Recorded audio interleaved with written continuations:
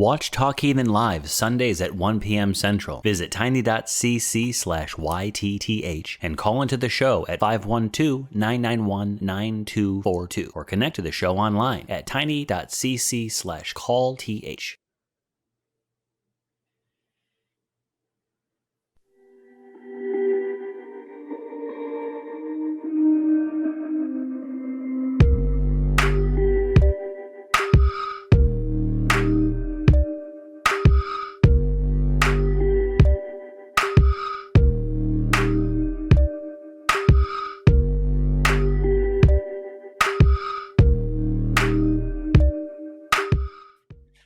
Hello, everybody, and welcome to another fantastic episode of Truth Wanted. I am your host tonight, ObjectivelyDan, and this is the live call-in show that happens every single week, Fridays at 7 p.m. Central, where we talk to you about what you believe and why. And every single week, I always have a special guest. This week is no different.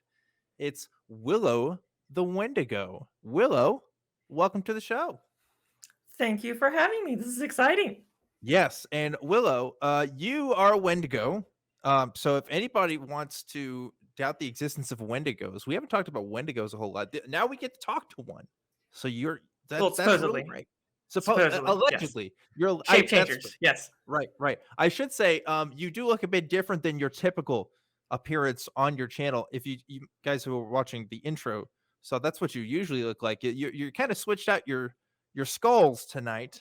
But otherwise, you are still WIllow the Wendigo, as far as I know. I mean, yes, I am indeed. I changed forms to try to be a little more palatable to different people and a little less frightening. That makes sense. Your other, like, for those of you who haven't seen your channel, your other costume is really intense looking, and I like it. I am hurt, Dan. Oh, excuse me. I am so hurt. Oh, excuse me. I'm so sorry. Bleeding I'm sorry. heart. Your form. It's a tiny violin. Okay. Well, listen, if you want to leave the show, you can. We just got started though, so I do recommend that you stick around. Okay. But WIllow the Wendigo, who are you? What do you do in this land of YouTube of ours? I think the best way to describe me would be as a science educator and a trans rights activist. I also do LGBTQ rights. I tend to go after bigoted Christian pastors. And whenever I educate about science, I'm also often educating myself because I don't know a lot. I have no actual formal education in science other than what we all would learn in college and high school. But it's something that I enjoy communicating, so I try to share with viewers what I learn and what I enjoy, and that means videos are kind of slow to come out, but they tend to be well researched and people seem to enjoy them. And I will say, you got some very cool special effects, or it's magic. I don't know which of the two. Again, the whole Wendigo thing is really throwing me off. Right? You be the judge. I will be the judge, and viewers at home can be the judge on the reality of that. But Willow, you have an interesting background. I was hoping you could talk a little bit about your Christian background, because in your bio on your YouTube page, you described your Christian background as cultic. So what does that mean? Well, I grew up in southern central Florida, and pardon me, I have described this as, imagine the armpit of Florida. It's like anything that is nice and pretty and happy. Isn't that just all of Florida? Well, this is like the farthest possible from all Got nice him. And pretty and happy. I know. I just want to alienate all of our Florida listeners. That's all. That's entirely my goal. I don't know if that's a really good thing to do right now, though. They need love. Yeah, especially right now. That's true. You're right. They need love. We love our Florida viewers. It's true. We do love our Florida viewers. So the churches I grew up in, we bounced around a lot, but we tended to go to Pentecostal churches, which are a lot of the Pentecostal, and I should say charismatic. So it was a lot of the bouncing, laying of hands, slaying in the spirit, praying in tongues. We were supposed to get prayer languages at maybe age 10 ish. They were doing altar calls to get your prayer language and all that sort of stuff, which looking back is kind of strange. I don't feel like children can really understand, even if you ascribe to that sort of thing. I don't feel like children can really understand what that's supposed to mean. And we also had, my family didn't ascribe to it, but in our churches, there were also a lot of really strict dress codes. Some of our teachers in Sunday school wouldn't even let their early 20s daughters wear anything but ankle length dresses, stuff like that. Yeah. It wasn't as cultic in that it was rigidly structured and super thought control, but it was oppressive and it's very interesting. close-minded. It's interesting because like everything you just described, for a lot of people that might be considered cultic in just the way like, oh, you have to control the way you dress. There's obviously, some language games being played, in what's appropriate to say and what's not. But like there's so many places like that in America.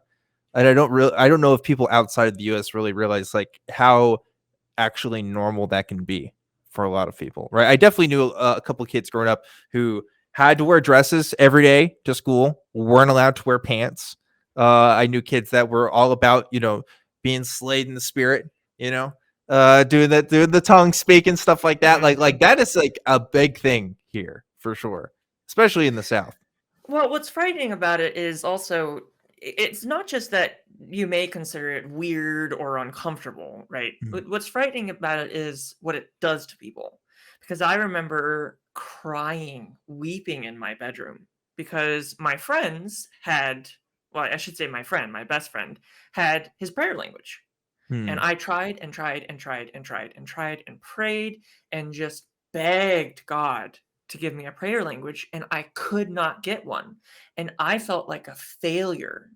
And I carried that for a long time, like I was doing something wrong.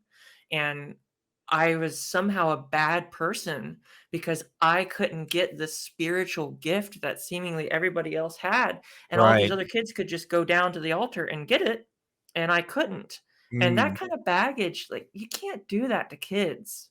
Oh my gosh, that's so true. It's like for me, I didn't grow up in a background that was quite spiritualist. I was like mixed Methodist and Baptist, but in the groups that I went around, especially when you go to like summer camp and stuff, there was a pressure to give testimony. Testimony was the big thing, and everybody was like, "Oh, I used to do this and this, and oh, I got into all this, but then I found God." And it's like, wow, this is this amazing story. What's your story? Well, my parents were Christians, and I was a Christian. Like that was what it was for me. I was like, man, I don't have this amazing, really great story. Which like, there's this pressure on you to kind of like re-up a little bit, kind of like almost like dig into it more because you want to find like that experience. And that's what I'm hearing from you. It's kind of like maybe there's something similar there.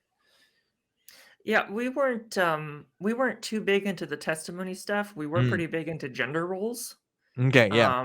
My parents were also really big into the sex and gender are the same thing Yeah, camp. sure. I thought that until I was an adult.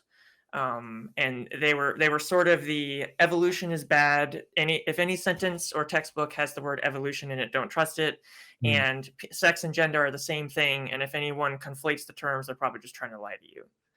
Or I'm sorry, if anyone differentiates the terms, they're probably just trying to lie to you. Of course. And it's like, yeah, so that's not great. But obviously, most Christians I know at least wouldn't go on the internet as Wendigos promoting science education and LGBT rights. So what happened there? Was there some sort of transition must have happened, right? It was a long descent into madness. Well, that's atheism in a nutshell. I mean, come on. No, I was corrupted by Satan. Yeah.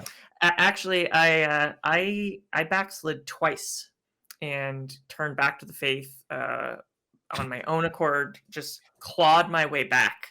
I'm sorry, I'm laughing because whenever you hear the word backslid in Christian communities, that literally means the opposite. It's literally like, oh, well, I started to like sin a little bit and then I had to find freedom. You're like, yeah, you're like, oh, I backslid back into the faith. That's a very funny way to put it.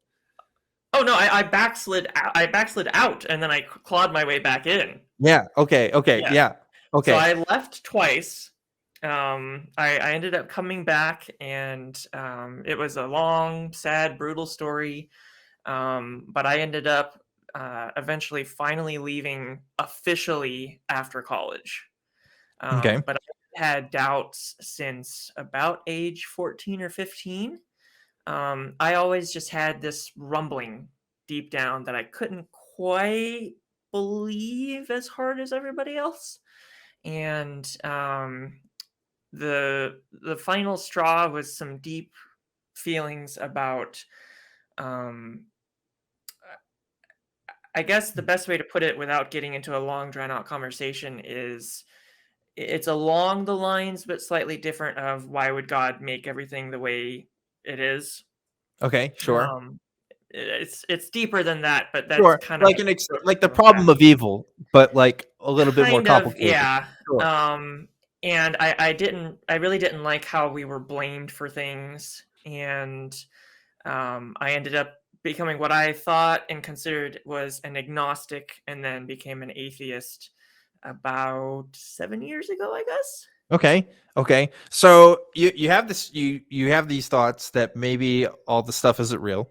You start to question it, and then you have this new label for yourself. How did you go from that to now you're going to make content on the internet talking about why everybody else is full of shit? Like what happened there? I actually decided to make a YouTube channel for the first time under a different name back in 2017. And it made it to like 20 or 30 subscribers, and it was mostly just me by myself, angry in a studio apartment, more or less. And it was good for what it was, because it was a way for me to vent and a way for me to heal from some trauma. But it didn't really accomplish much outside of what just me ranting. Sure. And you fast forward about 3 years, 4 years, I didn't really do anything with the channel. And I ended up actually getting legally disabled because of PTSD. So I'm at home and I have a stable life and a lot of time. And I was like, well, I really want to do something with my time. And I'm not working a normal job, but I had always kind of felt like activism was something that I wanted to do. And with all of this horrible stuff going on in the world, I wanted to share my ideas and try to do something positive. So I decided to try my hand at YouTube again. And rather than picking up the old channel, I started a new one. That was, I think, in May of last year, maybe. Okay. And the first little bit I did was games. But after that, I started switching to anti-apologetics, and then I switched to some science stuff, and I kind of balance between those now. Yeah, yeah, and you've made a couple different videos about, I mean, like you said, about science, about anti-apologetics, about trans rights and stuff. You know, a couple different topics there. But I do find it's interesting that despite what you claim to be a lack of formal education, at least from the videos I've seen, you've gone pretty in depth with some of your stuff. I've seen you cite a lot of sources. I've seen you do at least ostensibly what you're supposed to be doing with a lot of this stuff, which is a lot more than what you can say for some people that decide to talk about these similar issues. I mean, hey, I have no formal education in a lot of the stuff I talk about too. So, you know, if you just have a microphone, they just let you in. They just let you come on YouTube and say what you want, which is a great and terrible thing, because so much bullshit gets, you know, found out on the internet here. So what's next for your channel? Do you have any upcoming plans, stuff that you want to talk about next that you haven't talked about, besides, of course, being on Truth Wanted and talking to our amazing callers? Well, I mean, the first thing I have to say is I'm actually talking to the Objectively Dan. Well, there's that. That Yeah. is like the thing to announce right now, because there may be Okay. people bouncing over here from my channel, and that is like, whew. Okay. So now that that's off my chest, I can breathe again. Okay. Okay. Well, it's out there. You did it. Congratulations. I don't know what to say. I actually, I'm finishing up my fantastically huge trans education project. I wrote a 20,000 word research paper. Holy shit. that took almost 3 months and has about 160 sources. Most of them are peer-reviewed journal articles.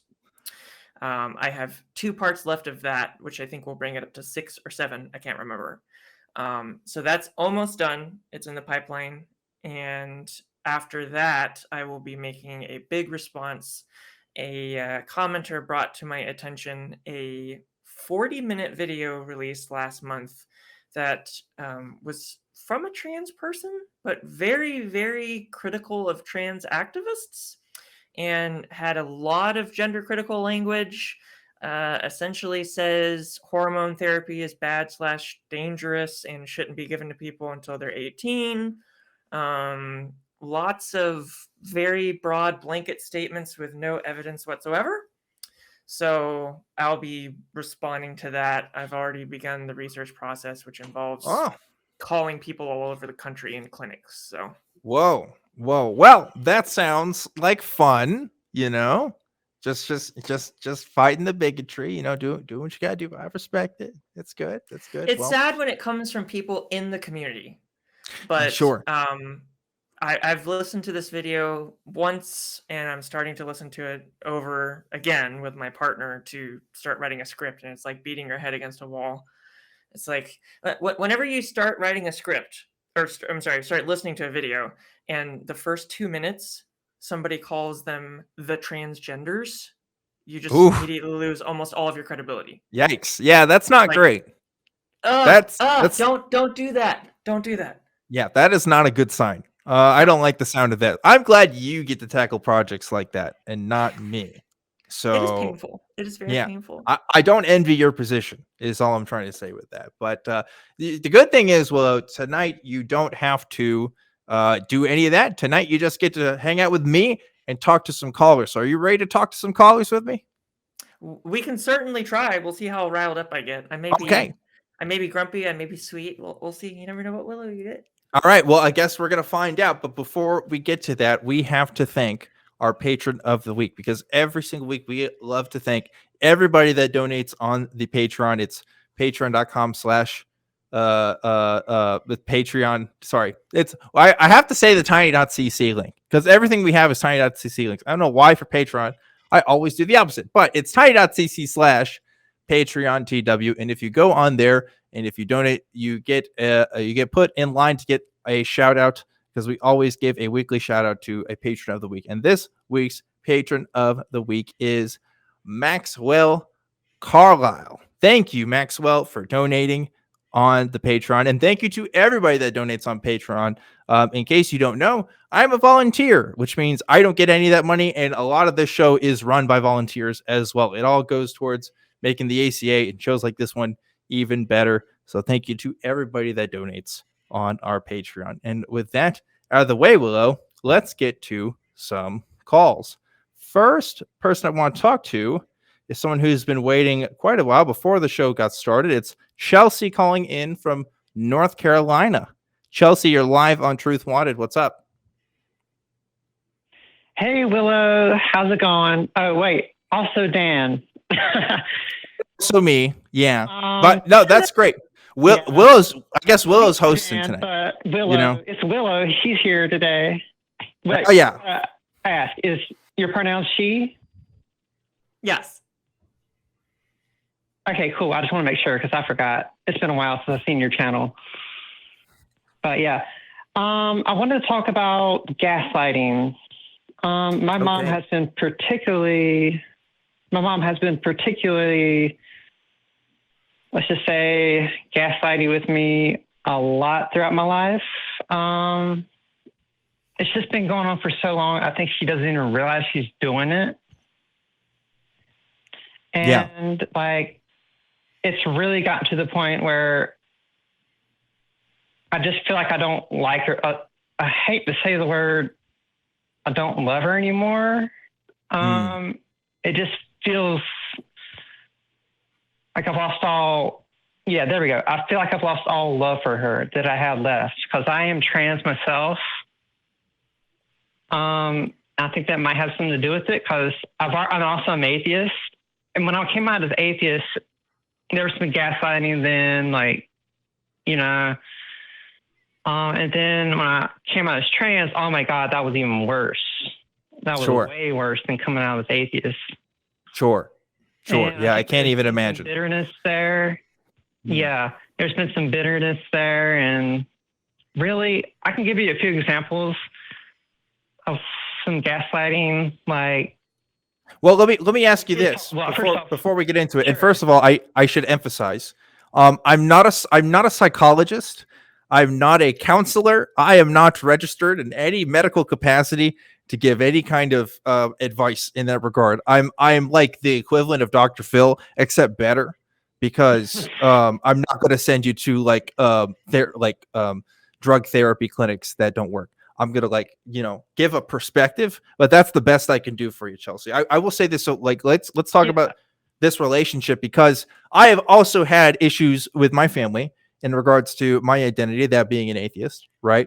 And that's caused issue because, hey, I'm here on a call-in show, talking to people and doing this kind of thing. And, I've had to set up good boundaries for that, but I had to make a decision as well as to how much I want to have them in my life. If it was a big enough issue where they couldn't handle who I was, because this is who I was, I had to figure out what was going to work and what wasn't. Thankfully, I was able to work something out, but it's the equivalent of a kind of don't ask, don't tell situation, right? I don't really talk to my parents about this kind of my life, and they don't ask about it. And you know what? That's the kind of relationship I've worked out.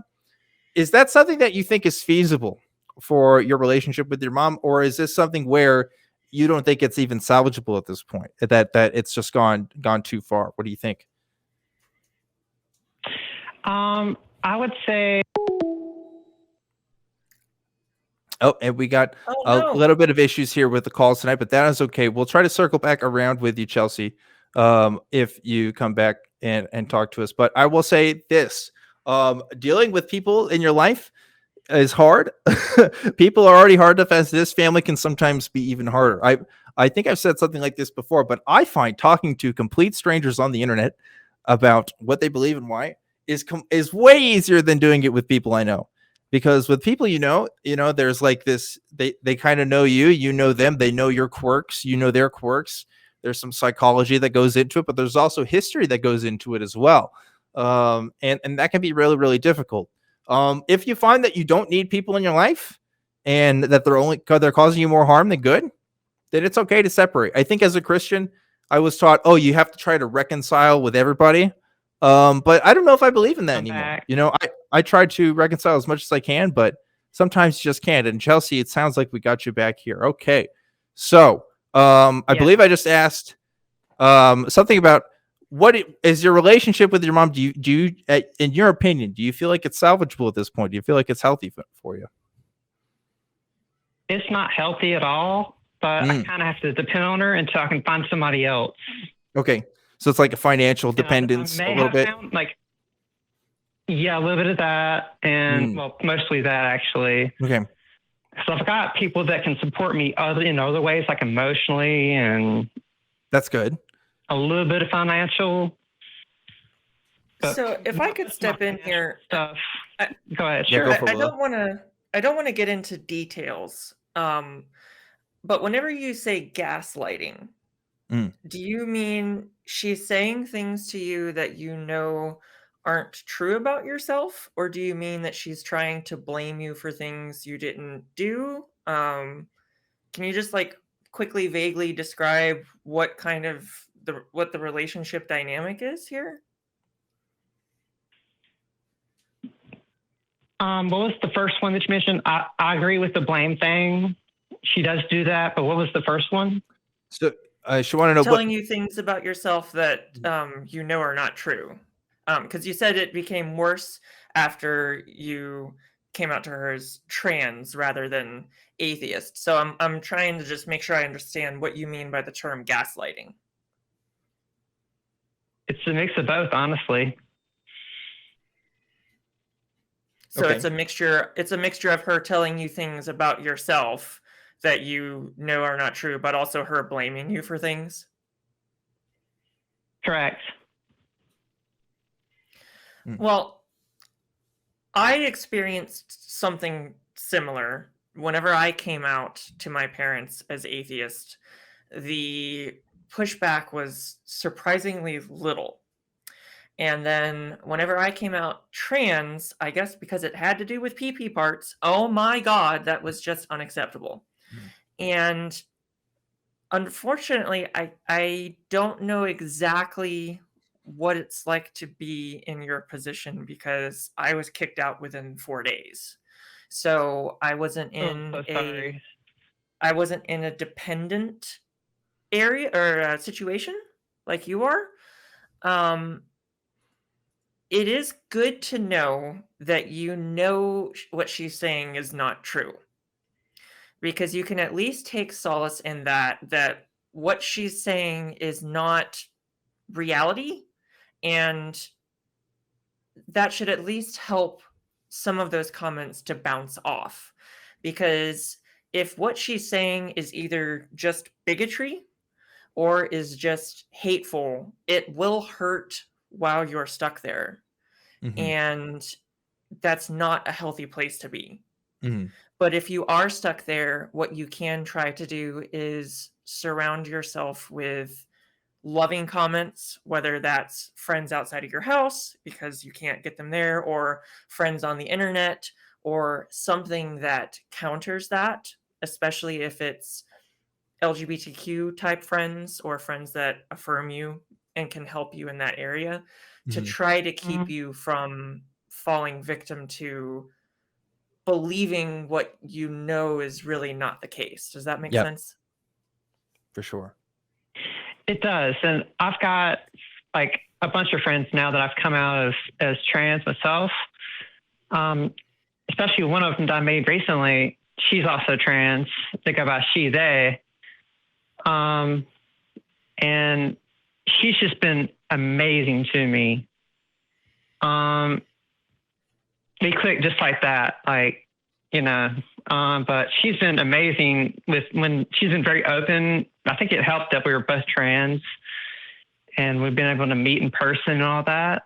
Because most people that I know that are trans, we've only met like one time. And this person I've met like a number of times. And we got to know each other so well in just a short amount of time. We just clicked.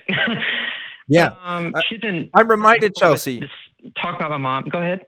Sure. You know, I'm just reminded of this because, again, going back to my experience, again, just I'm a cis person, obviously, but you know, I did have to come out of the closet and being an atheist, right? And there's I'm told at least there's some parallels for those who have experienced both, and I remember reading on r/atheism, you know, like on Reddit, other people's advice on like, oh, what do you do when you have to rely on your parents? You know, I remember reading other college kids and other folks who were younger trying to figure out what do you do, and the advice that I took away from that the most, more than anything else, was that you're the mode that you have to think about is just survival. That's it. You're surviving at this point, and the goal is to get to a place where you don't have to be financially dependent on those who don't support you emotionally, right? Because it's hard. It's hard when you got one and not the other. If you're still able to find financial you know, help from your mom, I'd say that, you know, try to use that as a resource as best you can. But again, your goal is survival. Your goal is to get to a place where you can be happy living with yourself and who you are. And as a human being, you deserve that. I think all human beings deserve that, to live in a world where they can be comfortable, live in a world where they don't have to be questioned by their very existence, right? Obviously, we do a lot of questioning here, but we don't question people to the point where, you know, we don't want to make them feel comfortable for just being them. Like that's, you know, beyond beyond the scope of what we would want to do. So again, I'd harken back to this advice of figure out your plan, figure out a game plan, and plan for the long haul. Because unfortunately, it sounds like that's all you can do at this point. And one of the things it sounds like you are covering is your emotional support with some friends that you've been able to meet and people you've been talking to. That's great. People always suggest you have to find community in times where things get really, really hard, and you just got to lock down because it's just a bumpy road. But I hope anyway, you can take comfort in the fact that other people have walked the road you have walked before and have not only survived, but have thrived. And you can too, if you're patient enough and you're willing to get through it. So I think that's really all the perspective I can give to this situation, Chelsea, because other than saying I am so sorry that you have to deal with that, like I hope that hearing from other people, and probably people who are talking in the live chat right now and people who are giving comments right now who can relate to that situation, you can say that you're not alone, because you really aren't. Yeah, I am. Yeah. I am really sorry that you're going through that. There's nothing that I can just directly do from the other side of the stream than just give you my emotional support, unfortunately. But I think the most important thing you can do, kind of like Dan said, is make sure you're not going at it alone. Yeah. Because unfortunately, that's what I had to do for about a year and a half, just because of the situation I was in whenever I got kicked out, my background and where I was and my social network and my personality. I was essentially alone except for my therapist.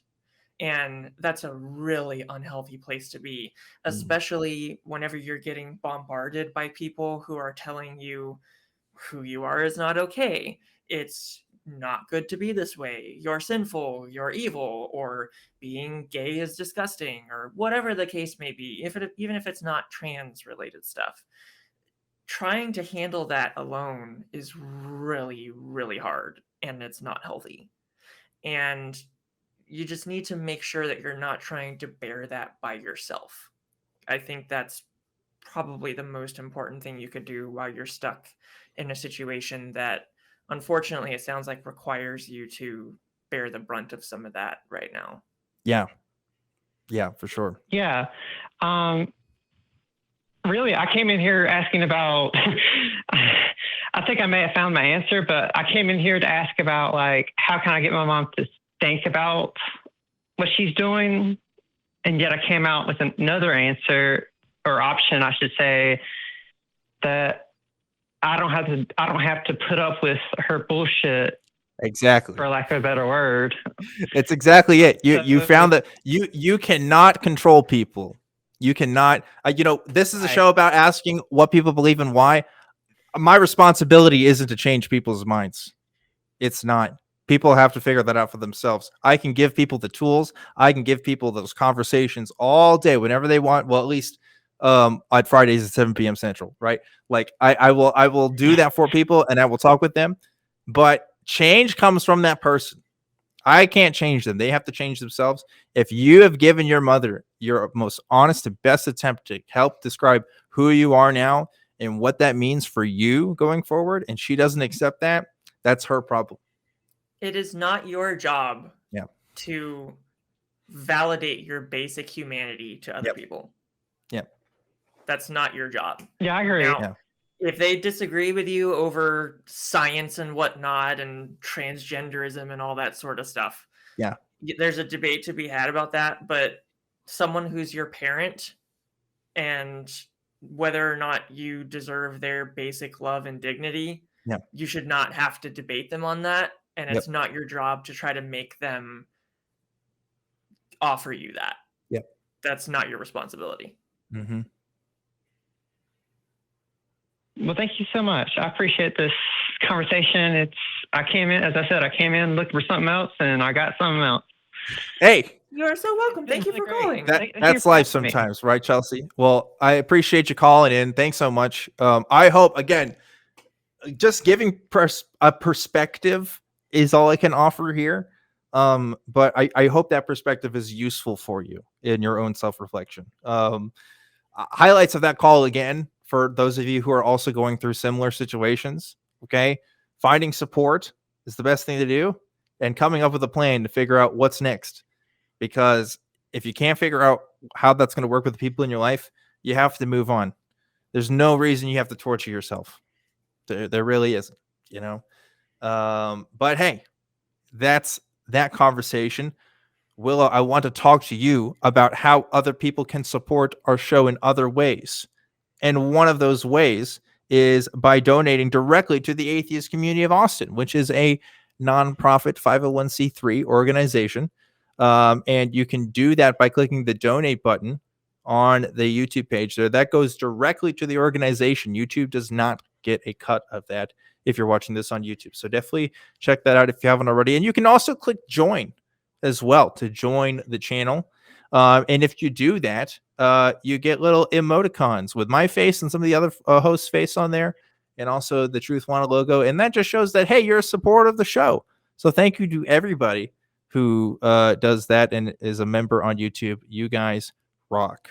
And with that out of the way, Willow, you want to talk to some other people? Yeah, but first, I would just like to add to that last call. Sure. I think something really helpful that a person in a situation like hers or newly out of the closet could do is try to find a trans-friendly support group or a gay-friendly support group, something like PFLAG, and just visit. Yeah. Because I myself don't particularly enjoy groups like that. I used to go. I went to some before I even knew I was trans, and it was extraordinarily uncomfortable for me because of my, at the time, really bad social anxiety, and I didn't know I was trans, so I was like, what am I doing here? And there were all these factors, but just being in that environment and realizing, hey, these are just normal people who have friends and family. They're dealing with similar issues. Some of them are still in this questioning phase. Some of them are confused. Some of them have already transitioned. Some of them they're all these different phases, you know, and just talking with these people and hearing their stories. Some are sad, some are good, some are over, quote unquote, as far as the transition part is concerned. Just being in that environment and realizing your experience is not unique in a good way really goes a long way to demystifying how weird you may feel. Because whenever I came out, I felt like a complete freak, and I was trying to convince myself I was not literally crazy. Yeah. And when I was in these groups of people, I got to talk to them and be like, hey, these other people have the same feelings I do. But I was 20 something and had never even heard of these words. And I thought I was the only one in the world with these feelings. And my parents had just ousted me. And I thought I would never find love and no one could ever care about somebody like this. And then I would find, you know, couples in these groups that have been married for years, or a Christian pastor ran one of the groups and he was trans. It really helps you get perspective, and it really goes a long way to helping you with that feeling of being alone. Even if you don't keep going to the group and you just realize, hey, these aren't just usernames online. Yeah. These are real people that have lives and that can care for you and that will talk to you. And I really encourage people who are feeling like Chelsea was, or that are just coming out and feeling alone, just try to find a group and just go to like even 2 or 3 sessions. Even if you're scared, even if you don't want to go for a long term, just try it. It'll really help you. Thanks for that extra bit of wisdom there, Willow. I appreciate that. And hopefully folks can get something out of that too, who really needed to hear that. And now I would like to move on to another caller. We've got some people who want to talk to you, Willow, specifically. This is I think maybe to both of us for this next one. I don't know. We're about to find out. We're going to talk to Allison, who is calling in from Massachusetts. Allison, you're live on Truth Wanted. What's up, Allison? Hey, how's it going? Going really good. So you used to. I'm just going to spill the beans right here, because this is an interesting little blurb that the screener put in. You used to ghost hunt for over 10 years? Yep. I went to lots of places that were supposedly haunted. Did you find any Wendigos? Thankful I did not, because I probably would not be alive. I guess so, huh? Well, I don't know. I'm talking to a Wendigo right now, and my mortal state is still like in the alive zone. So I'm just like, that's true. We're not in the same room, but I don't know. She could have like telepathic powers or something, right? I'll be honest. I should know more about Wendigos. I guess I don't know enough about what they can do, but I do know they can like shapeshift. That eats people. Yeah, I know that. I know about the eating people thing, and I know they can shapeshift. Maybe that's all I need to know. I don't know. Anyway, so Allison, what else did you want to call in about? Well, I noticed when I was first looking at it that you mentioned the first thing I saw was, do people know what a Wendigo is? And I'm like, yeah, I know what a Wendigo is, and I also know what the Ipecac is. But that's besides the point. And I was also curious about, it said like people have done ghost hunting or paranormal experiences. And I'm like, well, I've done a lot of ghost hunting. I've found no ghosts. So yeah, so like at what point, tell me about that, because 10 years is a long time to commit to an activity. So like, did you realize by like year 9 that there wasn't any results, or like what? Tell me that process. I'm very curious. I had one weird thing basically happen. I used to work as a security guard for a mall, and on that mall's property there was a house that was abandoned, and it basically the people left suddenly, and teenagers like to party in it overnight, and they'd broken out a back window. So I was over there with my partner at the time, and we kind of were looking in the back because we noticed that there was a fresh tarp on there. So we're like, well, we'll just go in and take a look. And we had keys to the front door, so it's not like we had to crawl in through there. We looked around, and we were basically like, yep, there was some kids partying here. We'll just note it in the log and call it a day. And we heard something moving upstairs. Well, there were 2 stairways to get upstairs. So I went up one, he went up in the other. We met in the middle, and we didn't find anything. We went through every single room, found nothing. Went into the attic, found nothing. Checked the basement just to make sure we weren't hearing anything bouncing around, found nothing. And was like, ghosts. And we left, called it at that. Wrote it up as in the log as ghost hunting at the whatever the name of the residence was, and just informed the police officers that used to guard the mall as well when they came in. Oh. So that was what kind of piqued my interest. Okay. What it was somebody who hid in a closet and snuck past us. So the reason why you became a ghost hunter is because you thought you experienced a ghost while being a security guard on a property. Yeah, that is I was literally like 18 years that's some old fucking comic book origin story shit right there. I love that. That is awesome. It doesn't matter that I'm drawing a comic book right now. I mean, it's you obviously have a background that can contribute to that. I mean, come on, you just thought you found a ghost or saw one, and then you became. That's like how what's that guy? Is it Zach? Not Zach Braff. What's his name? Is it Zach Braff? No, that's not his name. What's the guy from the Ghost Hunter? No. The Ghost Hunter show guy who is like, I thought I saw. There's that's him. That's him. Zach Brannigan, right? He's the guy who runs the Ghost Hunter show, and he's like, oh man, I thought I saw the ghost of this woman, and that inspired me to make this multi-million-dollar reality show where we hunt ghosts. So it's like that's that's what this is. At a minimum, Allison, I do have to give you credit for staying and investigating, because every time I've seen any ghost investigation thing, there's like a twig snap, and they go, "Oh shit!" and they just bail and run to the next county and never actually investigate anything. So yeah, you're one up on all of the TV shows I've ever seen. Yeah, my first thought was it was a person. So I wasn't really that worried about it. So we were just looking around for a person, and it was most likely a person. It didn't sound like a raccoon or anything like that, or an animal moving. It sounded like footsteps. And I just remember we looked around, and we went through the place pretty thoroughly and found nothing. Okay. So I want to know. Okay, so I just think like, somebody past me. You did this thing. How did you get into it? Did you like join a ghost hunter group, or did you like just go to haunted houses on the weekend? Like that came a bit later, but the group I joined was focused on debunking ghosts.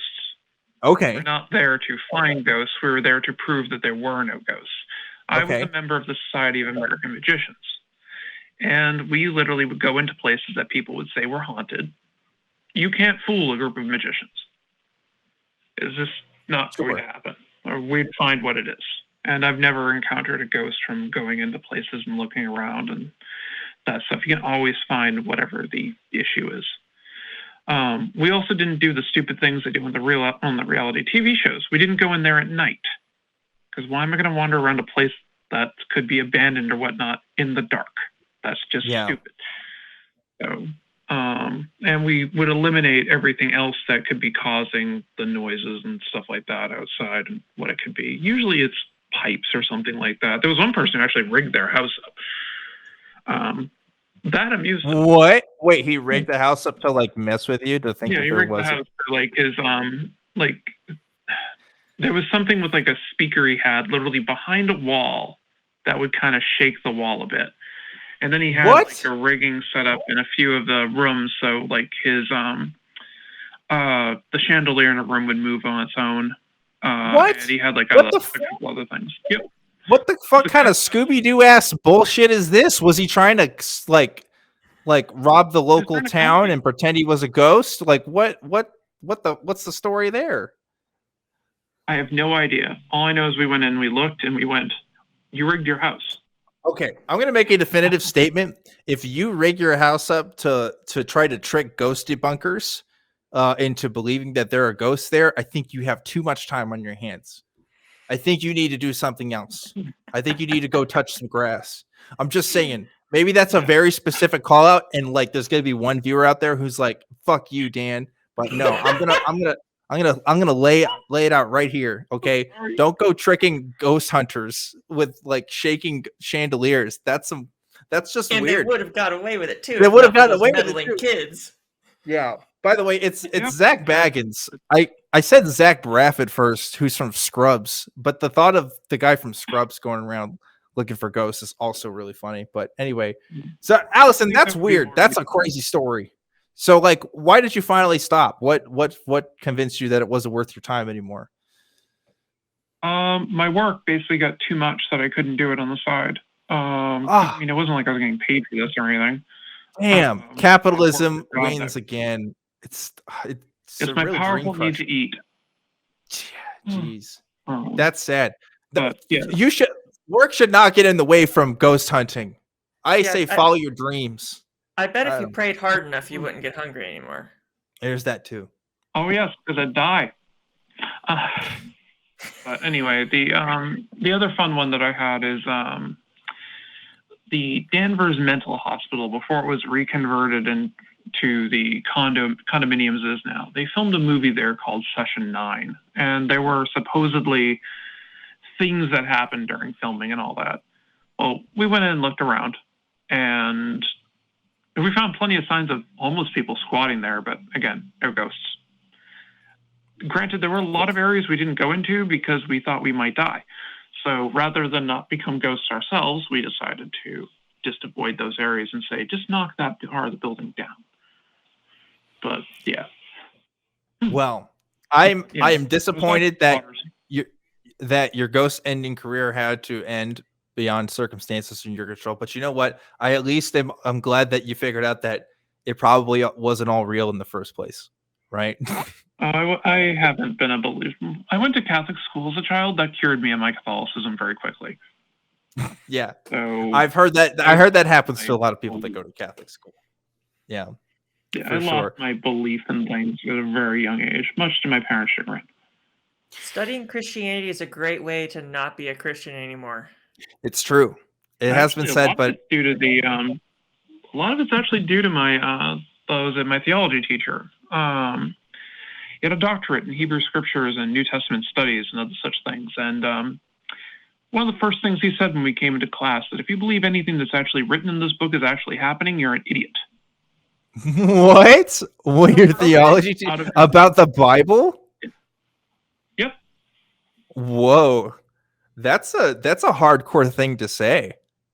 In a teaching environment. On his last year or something, and just finally didn't want to hold it anymore. Hey, this whole thing is fucking bullshit, and we're about to talk a whole semester about it. I've held up the ruse for 10 years. I'm done.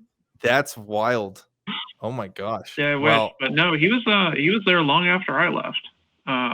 But he just, the way he taught it, he said that this is myth. I want that guy to call into the show. Legend. What the heck? Well, I'd love to you get know, it like, followed. I don't think it's alive anymore at this point, but yeah, oh, 20 years. well, ago. I would love doubting theology teachers to call in to talk to them to see what that is like, because I don't know how you do that. But anyway, Allison, that's about all the time I think we have for this call. But thank you so much for that entertaining sequence of events that you described there, going from I couldn't find the ghost, like I would if you're writing a comic about this, I'd rewrite the security guard bit to, or not, maybe security guard work, but instead you're like a private eye, and like, there's a ghost case and I couldn't solve it, now I gotta find all the ghosts and prove that this is what happened. I don't know, there's ways you could work around that. Willow, what'd you think? I think it should be written in the neo-noir where they're talking to themselves with all the quiet Exactly. saxophone music. Exactly. And there's a ghost that plays the saxophone music. And they have to figure out. The ghost is the main character's imaginary friend, but then at the end of the comic book, they find out it was actually a real ghost all along. Right. It's a real ghost that he thinks, the private eye thinks it's just he's talking to himself, and he's hearing the saxophone music in his head, but it's actually a tiny ghost with a saxophone that's just constantly behind him the entire time. I would love that. But anyway, folks, I hope you're enjoying the show. If you are enjoying the show, great. If you're not, well, hey, let me tell you about some other shows that you can listen to. If you don't like this one, check them out. Not because you're married or that you're in a long-term relationship that now suddenly all the effort goes out the door. Don't take your partner for granted. Put the effort in. Start seeing them. Start putting them in focus again. I don't know the methodologies of which you speak of that we determine, oh, well, God is real because we feel it in our hearts. That doesn't seem like a very verifiable methodology to me. It just kind of feels I do like most of my thinking with my brain and not my heart. Isn't it the strangest thing that she talked to Jesus in the closet? Was she locked in there? Was there enough room for both of them? I have so many Lots of questions. Lots coming out. Clearly, if you don't have the prerequisite knowledge in physics and you're going to use quantum physics to substantiate your claim, right? Do you not see the issue in that, right? Like, that's this thing proves like the most important question in the world, yet you've like not even picked up a physics book. If we can completely change a person just by changing the structure of this lump of jelly right here, what could you possibly point to that goes beyond the actual physical thing that we see that does everything you're claiming?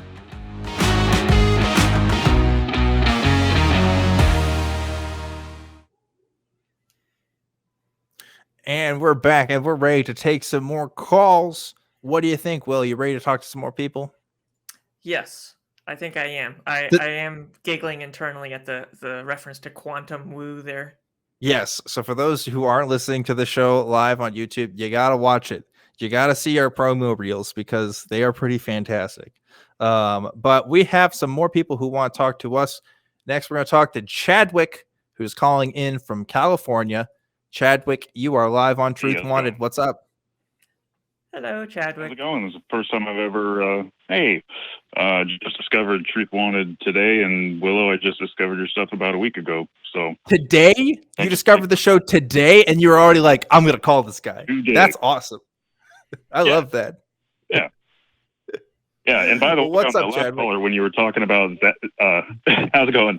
When you were talking about that Ghost Hunter, I thought you were saying Zap Brannigan, so I'm like, cool, Futurama references. This is the part I was hoping to find. I said Zach Braff, and then I said Zach Brannigan, and then I got Zach Baggins. So I got my Zachs confused there. First I heard was Zach Brannigan, and it was awesome. But now I'm thinking there should be a ghost hunting show featuring all three of them. How amazing would that be? I guess it'd have to be animated, but it could be done. That would be like anyway, crossing the streams. I don't know if you could do that.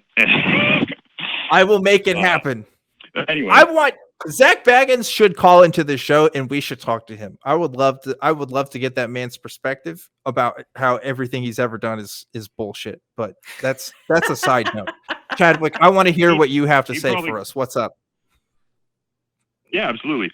So there's a topic that I haven't heard covered a lot. Whenever I've seen it touched on with things about Christian ideals and the Bible it's about the different versions of the Bible, and nobody ever talks about the Council of Nicaea in 325 AD or all the different times that the churches actually come together to change the Bible and say, we don't like that part. We don't. This part makes us look really bad.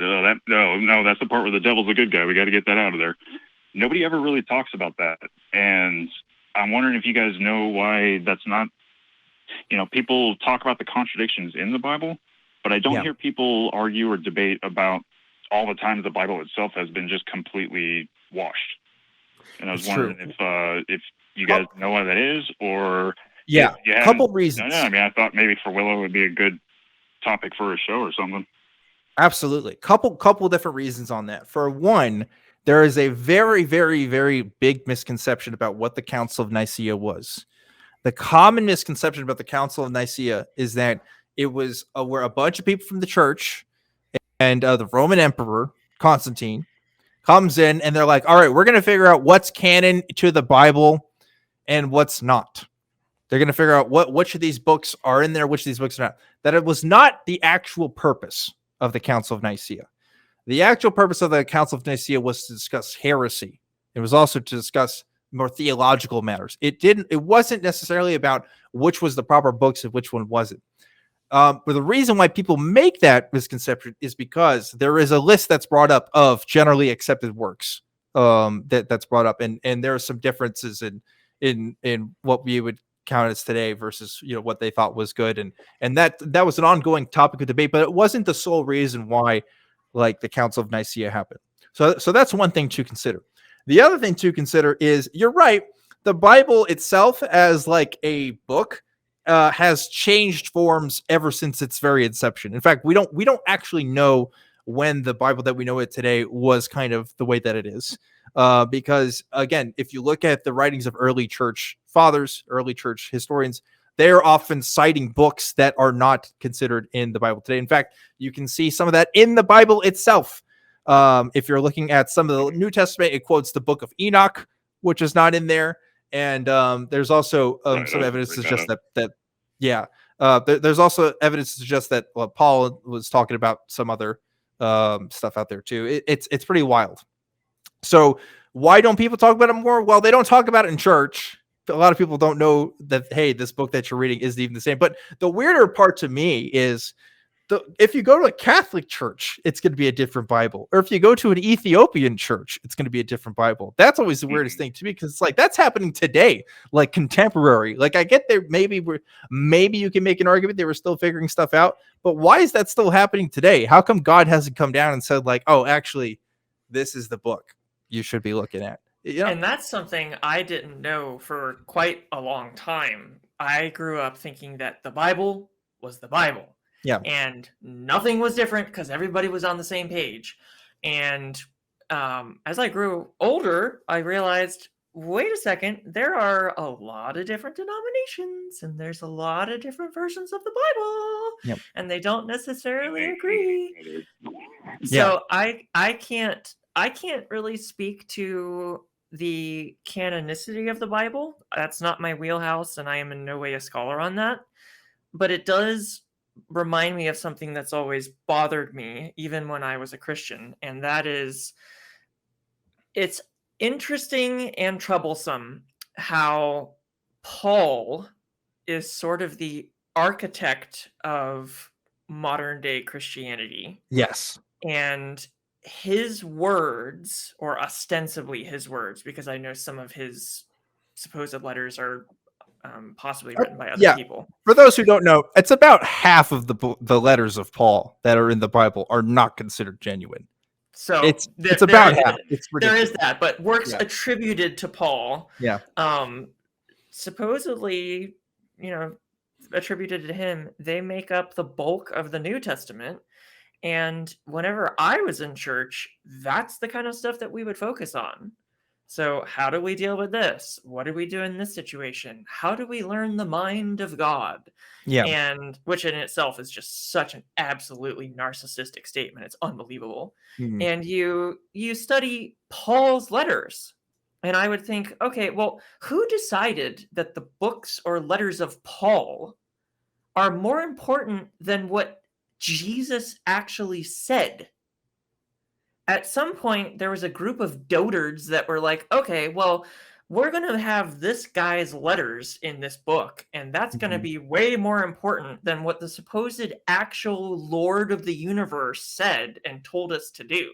Yeah. And that this whole conversation reminded me of that, because almost exclusively what we would learn every week in church, with the exception of holidays like Easter, were all about Paul. And then during Easter and Christmas, we would just do the nativity story or Jesus' crucifixion. That's what we would learn about him. And it's just an interesting little tidbit that I've always found bothersome. Yep. And the reason why, by the way, in case you're curious, and I'm sure you know this, Willow, but for those who are wondering, what's the deal with Paul? Why do people like him so much? Because the letters of Paul that you find in the New Testament are older than the Gospels, right? Older than the oldest known records that we have for any of the Gospel stories. And other Paul's letters are attributed between 50 to 60 AD.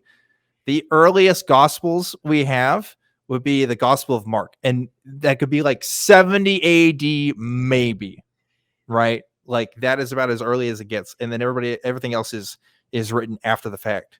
So it's really interesting that for a lot of Christians, for a long time, if they were to go to written works, besides other people that have written stuff that have been lost to time, they would go to Paul's works. They wouldn't necessarily go to this testament of Jesus and what they wrote, because as far as we know, it didn't happen yet. It didn't exist yet. The written words of Jesus, which is really fascinating. But yeah, I agree with you, Willow.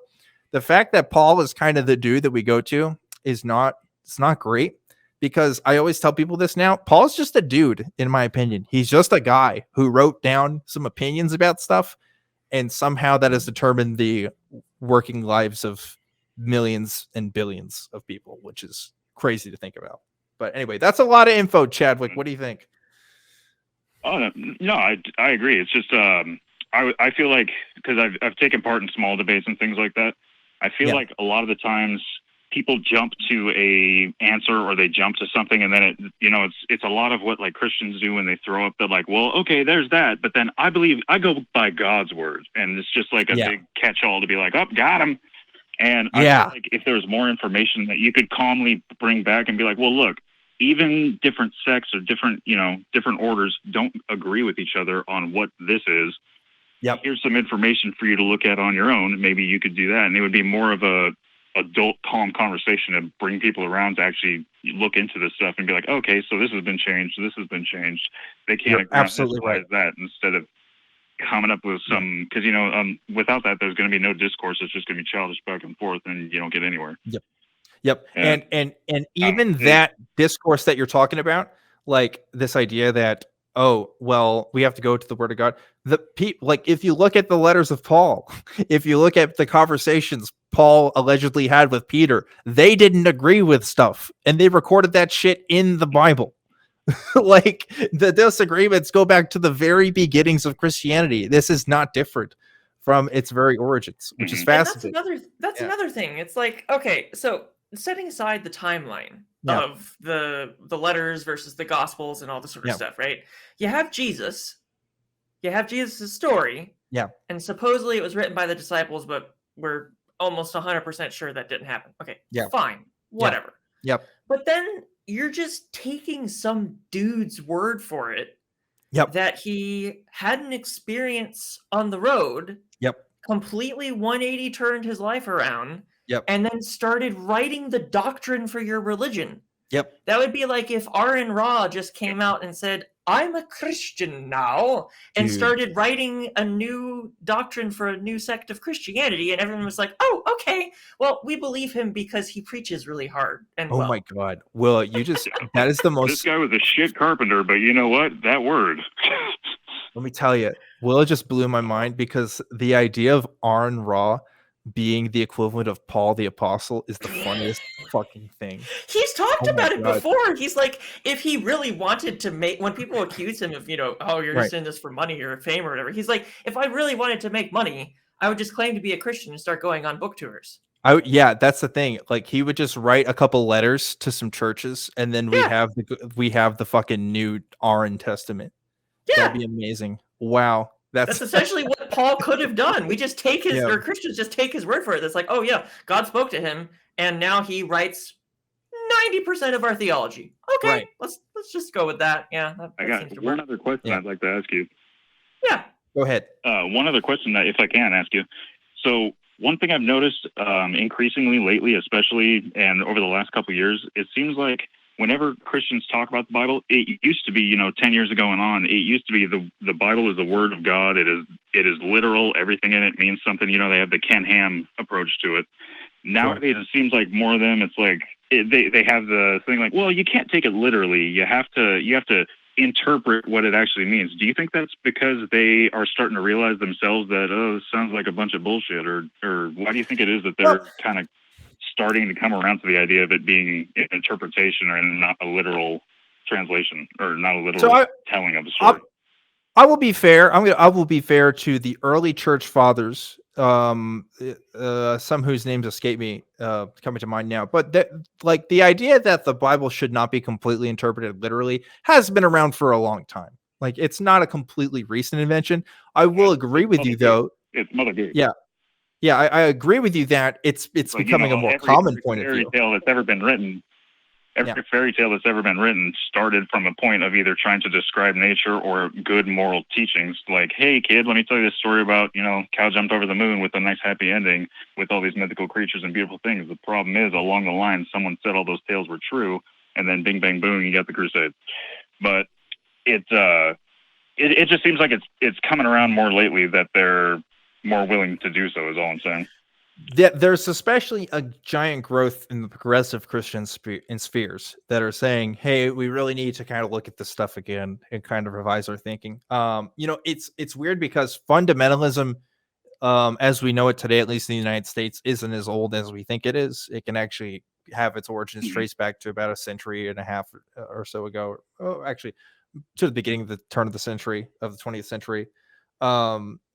Because of the rise of modernism and because of the rise of secular thinking in the world, there was kind of this reverse trend of this growing movement of people who thought fundamentalist thinking was the way to go.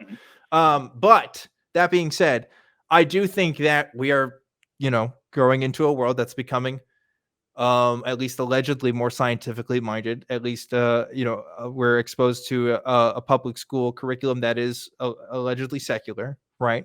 And when you have to confront these secular ideas and you realize some of the truth of that, you have to reconcile that with these other ideas, the stuff that you heard in church growing up. And a lot of younger people are saying, hey, well, we can reinterpret this and kind of figure it out. Some people who grew up a different way may say otherwise, but I think that's what it is. It's a response to a current culture more than anything, and trying to adapt and survive. That's what Christianity, I wanted to keep my faith. That's why I called myself a Christian mystic for a little bit, because I wanted to experience the divine, experience God. And I wanted that to be meaningful and special. When really it was just me trying to justify my faith that I grew up with for the past, 20 years of my life at the time. And it's hard to do, to let go and say that you're wrong and completely live your life in a different way. But it's what I had to do. And I don't know if everybody's capable of doing that, to be honest with you. I think that's hard, kind of figuring that this whole thing is bullshit. But what can you do? I do think, well, it's not even, to be fair, go ahead. To be fair, though, I think it's also important to remember that for a lot of Christians, faith is a personal thing. Mm-hmm. And you sort of develop your own individual theology. So, like, my family had a little bit of a holier than thou complex, where they actually shopped around churches to find the right church that would feed them well, because they knew better than the pastors, apparently. And I think what Dan pointed out is probably at the root of it. I tend not to try to speak to what's in people's minds, because I really hate it when people do that to me. Yeah. But just speculating, probably what he said is at the root of it, where a lot of what's in the Bible is simply just not compatible with reality. But I think also what a lot of it is probably people who just don't agree with what the text actually says. and are interpreting it a different way than what mainstream Christianity might say. And rather than just dumping it, they're interpreting it a different way personally as part of their own faith. And they might justify that as, they just interpret it differently. They might justify that as God speaks to them differently. They might justify it as they see a different meaning in the verse. But it doesn't necessarily mean that they're just like, oh, this is incompatible. Yeah. They might just be saying, yeah, you can see that the other groups are wrong. Different sects thinking different. Mm-hmm. Yeah, but that's true on an individual level too. Is my point is that even if you have like 2 or 3, Baptist Christians from the same church, they may look at a verse about homosexual men differently. Yeah, because one of them may have a really strong feeling that that's not wrong because they grew up with a gay brother, and they may attribute it to God speaking to them and giving them the true meaning of that verse. And for their personal theology, they're like, no, that's not what the verse means. But it comes across as, oh, well, they're throwing that verse out or applying new science or whatever. It could mean a lot of things. Yeah. We are living in a time, and I want to hear Chadwick's thoughts again too. Sorry, Chadwick. Will and I are having a little back and forth here. Oh, fine. I've just been listening. We're living in a time where personalized theology is becoming more and more mainstream, and that's really weird to say that because that sounds like what a fucking Baptist minister would say. Is like, oh, everybody's interpreting the Bible their own way. Here's the truth of it. Everybody's always been interpreting it their own way. It's just more accessible to the masses now. And if you look at, who was John Calvin? A guy that saw the Bible his own way. It started his own denomination over it, right? Who was Gregory of Sinai? A guy who was like, oh, I'm a monk and I see things differently. Like if you look at every single famous historical theologian in the history of Christianity, they all had their own personalized takes on Christianity. Like, it's just elitist to say, oh, well, these guys were the right ones, but like the rest of you peons can't possibly understand this magic book's wicked. When others didn't have access to the Bible or couldn't read, then you just kind of fell in line with what the big man said and formed a church around him. Yeah, exactly. And that's what your theology was. Your Mormonism isn't as Mormon as mine. Yeah, there's that too. And like, how does Mormonism exist if not for the American idea of individualism and exceptionalism, right? Like it's I don't know. You see that in some of the faiths that you look at. You see it across the board with even in different translations. The Hebrew is much different than the English Standard and all that. There's all kinds of different translations that people take differently. See the most, on the individual level, like you were talking about, Willow. See the, insert what's that other guy? Not Kent Ham, but what's Kent Hovind? That guy. Some of them out of his mouth. Compared to, oh, I don't believe you have that altogether, like that jackass. But that's a really good Kent Hovind impression. Yeah, like, oh, I'm gonna go. What the hell? I'm not even gonna do him anymore. I feel like I'm gonna throw up. But that dude, across from people who used to follow him and everything, it's like they all interpret different passages certain ways. One person says "smashed upon the rocks," the other person says that means you're gonna spread something. It's all up for interpretation, unfortunately. If you have a book that's over 2,000 pages. Extremism. Yeah, like you're gonna get some different interpretations. Like it's just how it's gonna be. Maybe we shouldn't live our lives based off of the interpretation of one book. I don't know. That's just my opinion. Weird. But hey, I'm just putting it out there. But hey, we got to wrap up this call so we can get to some other callers here. Thanks, Chadwick, for calling in, and appreciate you just going for it. Taking the call. Yeah. Thank you, Chad. I like that. I don't know. I want to know because obviously it's happened before, right? But like, I want to know how many people have just watched the show for the first time. It's like, I'm just going to call in now. That's great. I love that. Shout outs to everybody that's done that for this program. But were there any other thoughts you had on that, Willow, before we move on? No, I think that pretty much covered it. I mean, it's the whole different different Bible translations, different denominations thing. If you take off the rosy God glasses and you just look at it for what it is with an objectively Danish kind of look. Wow. You No, know, Willow, most fell- people fell make flat. those. Let me tell you, Fell flat. most people make those jokes before we start the show. And it happens like every week. They're like, "Oh, it's this objectively something." It's like, haha. But you made it on the show, so I tried. you know, hats off to you, I guess. Mask off to you. I don't know.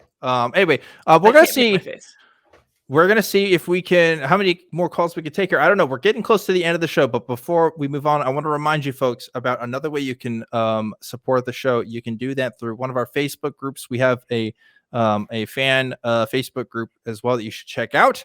tiny.cc/FBTWG. The hosts post in there sometimes, but also, I mean, you guys posted there. And I always look at what people are saying in there. Some of you guys just post funny links. Some of you guys bring in interesting topics of discussion. I'm glad it exists. So if you aren't a part of any Facebook groups or you want to be a part of one, go check that out. But we have some people who want to talk to us. This one might be a quick call. Let's see if we can do this one first. We're talking to Ernie, who's calling in from California. Ernie, you're live on Truth Wanted. Hello, Ernie. Hi, guys. I'm so glad to come across you again, Willow. I saw you as a guest creator with Emma, and it was wonderful. You took after one of my unfavorite people, Maddie Powell, and I really appreciate it. I appreciate what you do. Oh, well, thank you. I did mess up the second argument. Unfortunately, it's not valid, and that was pointed out to me. But other than that, I think it went really well. Yeah, he's such a horrid person. I issued him an invitation. I said, please, Maddie, come to San Francisco. Call me a... And he hasn't responded. The sort of things that he says to people on the air and gets away with, I don't understand it.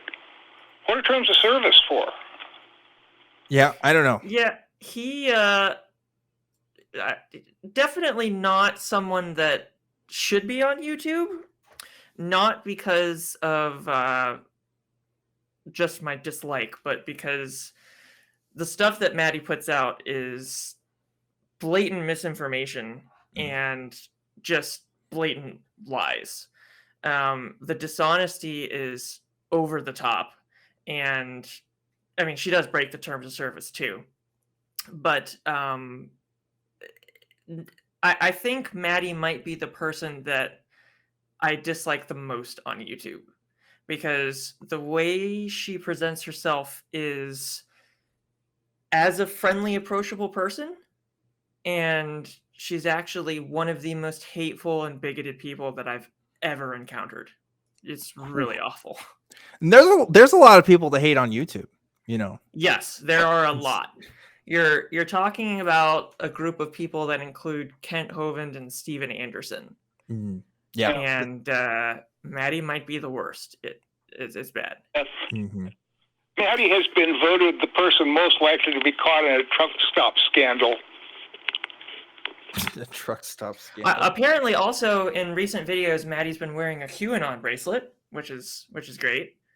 So I don't know much about the Q symbology, but take that as you will. So.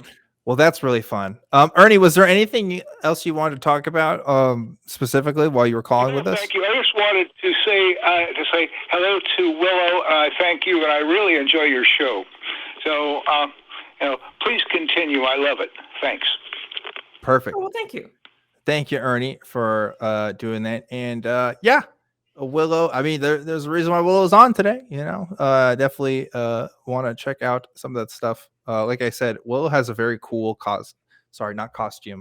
other form that I think is cool personally. And I was wondering if you were gonna take that form today, but this works just as well. We're gonna try to take one more call before we wrap up tonight's show. We're gonna talk to John, who is calling in from Canada. John, you're live on Truth Wanted. What's up?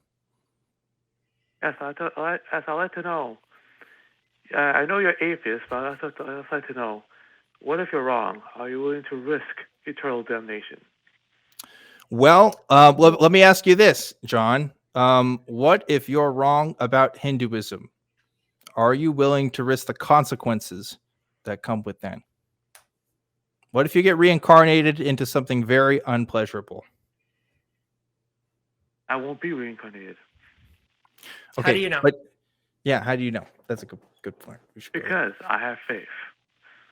Well, that's great. Well, what if I Faith said, is John, not- I'm a Hindu and I have faith in my beliefs as well?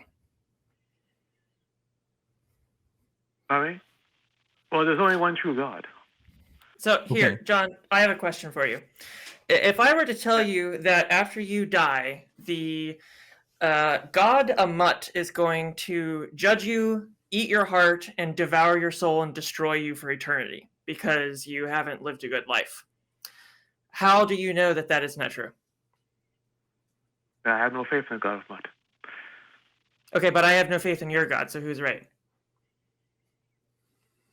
Who's right? Hmm? Look into your hearts and you'll find out the answer. My heart tells me that Amut is going to destroy you. So how do we determine who's right? Pray to God and he'll tell you. He's already told me that Amut is the one that's going to destroy you. See, I believe in the Egyptian pantheon.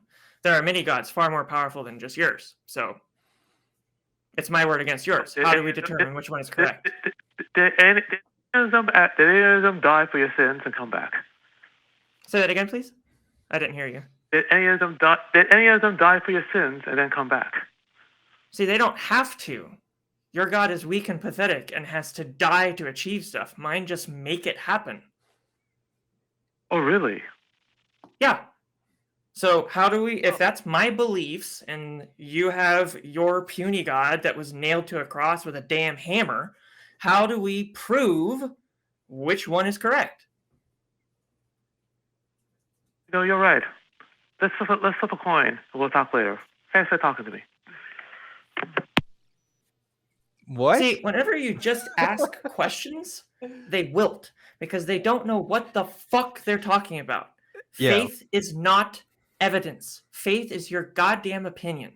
I hate talking to people like that because it fucking annoys the shit out of me whenever they come at you with bullshit and they try to tell you what's in your head and that if you pray to their little happy sky fairy, that your feelings inside will tell you that they are correct. I believed in that bullshit for 20-something years, and I know more about his own stupid theology than he does. Oh my God. Man, well, John's called in before, but I liked your take today. I'm glad that. Oh, is that why you kinda immediately took it over. facepalmed? Oh yeah, oh yeah. okay. I mean, well, it's what you said was perfect, right? Like you can't just say, "Well, I have faith." That doesn't mean a thing. You know how many people have faith in the world? Almost everybody. Like everybody has used that for some line of reasoning. And it's not enough to justify belief. Just saying that you have faith in something. I could have easily. We don't even have to go the Egyptian pantheon route. We could go the fucking Mormon route. I mean, you can take intersectional divides in Christianity and still figure out why that doesn't make a good argument or why that shouldn't be convincing for anybody. So did he call because I'm a new guest and he thought he could roll over me or something? I don't know why he calls. To be honest with you, he's a mysterious force. Well, I am not an Egyptian pantheist, by the way, but I may or may not believe in Azathoth the Dreamer. So, yeah, take that. As well. There we go. And I know that's a World of Warcraft reference because I used to play Hearthstone, and that's it. That's what I can contribute to this conversation. And with that, we need to start wrapping up this show. I need to before don't you guys go just yet because I have an announcement. But it's not an announcement. It's more like a teaser for an announcement. Let me just say this. Did you guys like what we did last year for our Halloween episode of Truth Wanted, where we were on location and live? And if you did, that's great because you should look forward to Friday the 13th, which is coming up pretty soon. We got some more stuff coming, but I believe I will be able to tell you more about what's happening next week. So if you like our Truth Wanted special episodes, we got another one cooking for you guys. I'm very excited about it, but I can't tell you more. That's it. You just get the teaser. So first, I want to give a very special thanks to WIllow the Wendigo for being on today's show. Thank you, WIllow, for being on. And where can people find you at? Thank you so much for having me. People can find me on Twitch or Twitter at Deadwood Willow. They can find me here. I'm WIllow the Wendigo. They can find me on my work in progress website, willowthewendigo.net. It is very work in progress. And they should also show me some love in the chat. Lovingly correct Objectively Dan, because Azathoth is not a World of Warcraft reference. Isn't that? No, that's not World of Warcraft. No. Isn't Azathoth the name of the world in World of Warcraft? No, you're okay. You're close. Right? Azeroth. Azeroth. Chat. Lovingly tell him what Azathoth is from. Oh, wait. I'm getting okay. I think I know what that is, but I'm not going to test it because that's going to call me out even more if I don't know. Well, that's fine. Apparently, I don't know enough about Wendigos and I don't know about Azathoth. I can live with that, but maybe I need to do some more research. If you want to know about Wendigos, go to my website, because my website under the About Me has a link to a wonderful Canadian museum page all about them. That's great. I also need to get my Zex in order. So a couple things that need to happen for me tonight. That's okay. I'm willing to live with that. Folks, I want to thank you guys so much for watching another great episode of Truth Wanted. We will not be doing a after show today, but I have to thank the wonderful, spectacular, stupendous, amazing crew that helps make this show happen every single week. Look at that crew. It's a small crew tonight. Just a couple crews. And look, Jason's got the Truth Wanted. You gotta rock the Truth Wanted swag. That's another thing I gotta talk about. We have merchandise available for you if you would like to purchase it and help out the show. We've got shirts, we've got hoodies, we've got hats, and all kinds of stuff. So please check that out if you haven't already. And again, thank you to everybody that helps support the show in all the various ways. You guys rock. Now, Willow, any words of wisdom you want to give us before we wrap up the show, and not Azathoth related? Oh, words of wisdom. You're going to put me on the spot. Oh my goodness. Cats are great snuggle buddies, especially when you're spooning your significant other. Put the cat in the middle, okay? Intertwine your feet so you can play footsies and you're warm. And then you can use the cat as a face pillow, and you have a little purring, vibrating, soft, like warm facial cover. It's fantastic. Well, that's a little more pragmatic than the usual words of wisdom that we get. I gotta say, I appreciate the difference there. It's like the key to a good night's sleep. You get a little warm cuddle buddy, you get footsies, and like the cat is happy too. It's a win-win-win, and you're warm. Okay, well, that's good to know. Thanks for that info. Thanks for the words of wisdom. And thank you to everybody who watches Truth Wanted. One last thing, if you want to email the show, it's truth@atheist-community.org. I will get all the emails that go in there, and you can also email all the other hosts through that link. But for now, I have to finally close things out for the night. I'm Objectively Dan, and remember to always keep wanting the truth, and I'll see you next time.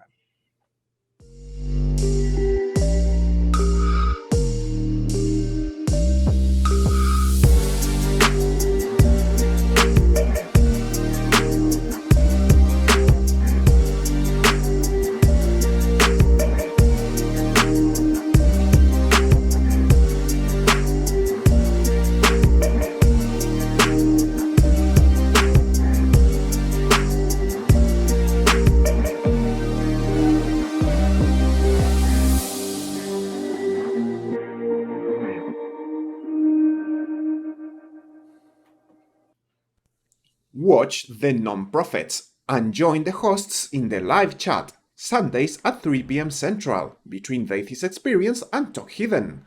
Visit tiny.cc/YTNP.